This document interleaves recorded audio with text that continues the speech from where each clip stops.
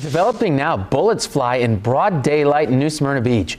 Police say it was a shootout between rival biker gangs. March 8, 2025, Bike Week in Florida.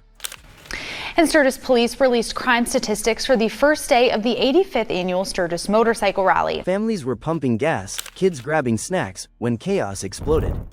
Within 13 minutes, the Mongols Motorcycle Club swarmed a RaceTrac station, surrounding rival Warlocks like a military strike. Gunfire ripped through the crowd, 19 evidence markers, 2 men shot, and terrified families diving for cover. This was no ordinary fight.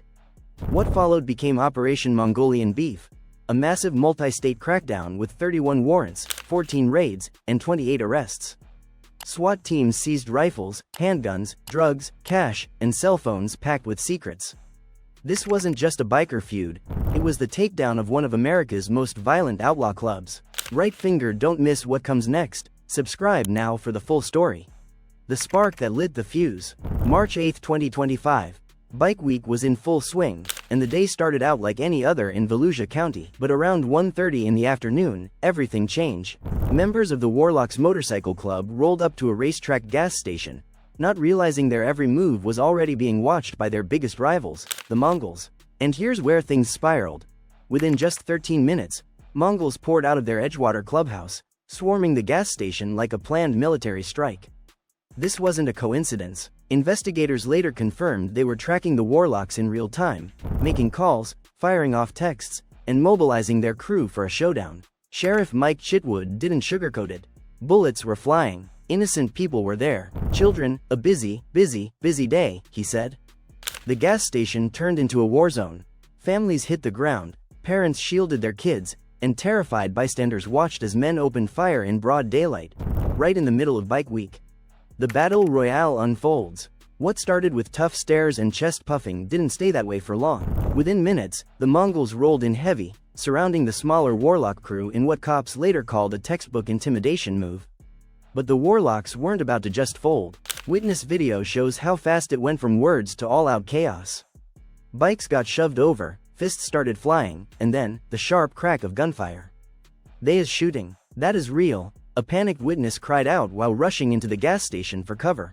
4 men pulled the trigger that day, sending bullets ripping through the air as families hit the floor.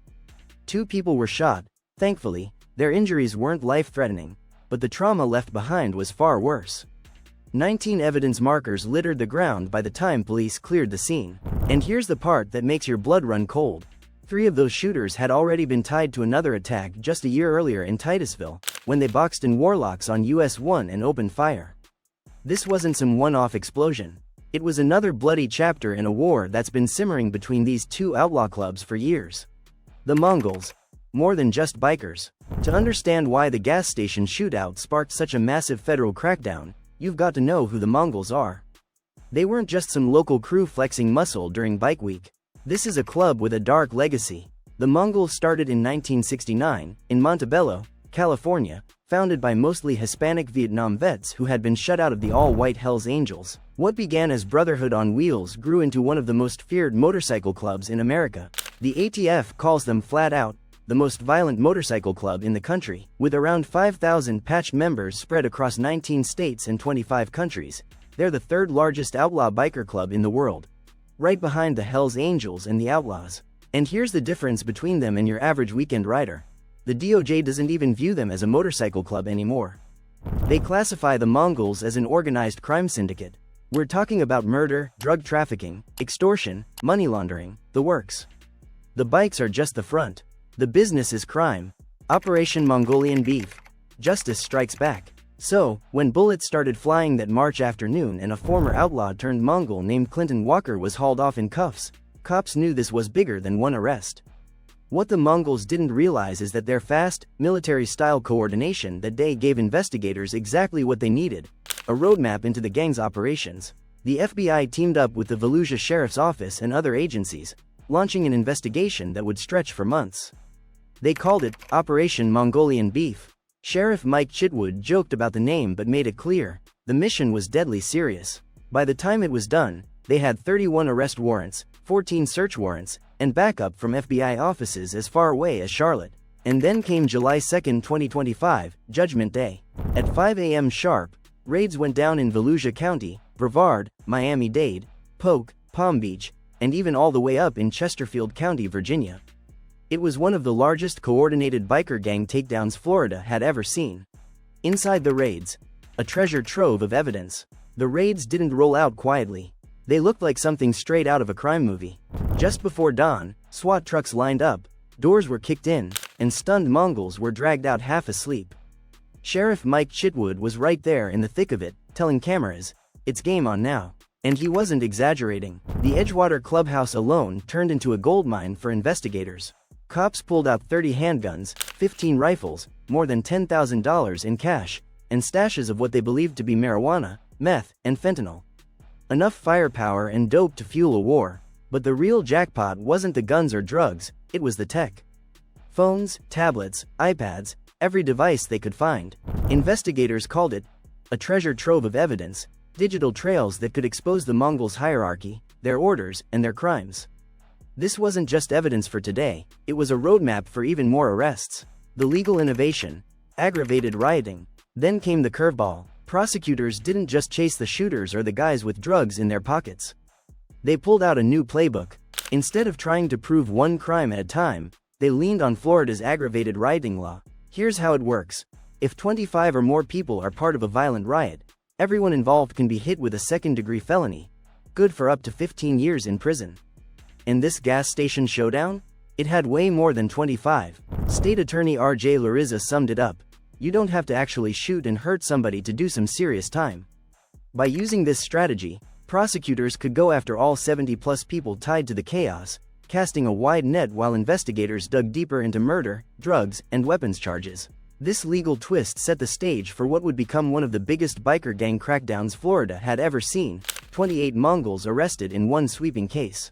The bigger picture, a war on gang violence. What made this case stand out wasn't just the 28 arrests, it was the message behind them. FBI Special Agent in Charge Jason Carley didn't hold back. The FBI has made a commitment to all Americans that we will crush violent crime across the country. This wasn't about one chaotic shootout at a gas station.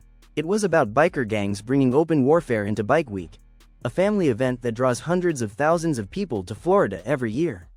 When bullets start flying around kids and families just pumping gas, it crosses a line. Sheriff Mike Chitwood said it best. "You are not going to come into my county and think it's the Wild West and think you're going to own the streets." That was the warning shot. Law enforcement was done treating biker gang violence as just part of the culture. From now on, it was war. The aftermath. Ripple effects across the criminal underground. And the fallout didn't stop at Florida's borders. These arrests rattled the entire biker underworld. Members were rounded up in multiple states, and some even faced federal charges, including convicted felons caught with weapons. The message was clear. Nowhere was safe. The operation also exposed just how deeply connected these groups really are. The Mongols arrested in Volusia weren't just local riders. They were part of a global network with chapters stretching across 25 countries. Some faced immigration problems, others were linked to crimes in different states. What started as a 13-minute showdown at a RaceTrac gas station ended with one of the biggest biker gang crackdowns in Florida history. 28 Mongols behind bars, and a warning to every outlaw club watching. Law enforcement is coming, and they're not playing games anymore. Lessons from the asphalt. Operation Mongolian Beef leaves us with some hard truths. First, the image of the harmless, rebellious biker is long gone. Today's outlaw motorcycle clubs operate like organized crime syndicates, and their presence in our communities is a real threat. Second, the shootout showed just how quickly a celebration can turn into a war zone when gangs are involved. Bike Week is supposed to be about freedom, music, and motorcycles. Instead, it became a hunting ground, rival clubs clashing while families and kids were trapped in the middle. And finally, this case proves law enforcement isn't stuck in the past. They're adapting, using traditional detective work, modern tech, and even new legal strategies to go after not just individual shooters, but entire criminal organizations. The human cost. But behind the arrests and headlines, there's the part that hits hardest, the people who lived through it. Families who just came out for Bike Week ended up diving for cover. Children saw grown men firing guns in broad daylight, memories that will haunt them for years. 2 gang members were shot and survived, but the real wounds were left on the bystanders. Gas station employees, parents, kids, all of them scarred by a moment of violence they never should have faced while simply filling up a tank of gas. Looking forward, the war continues. By the end of the raids, 28 of the 31 suspects were behind bars.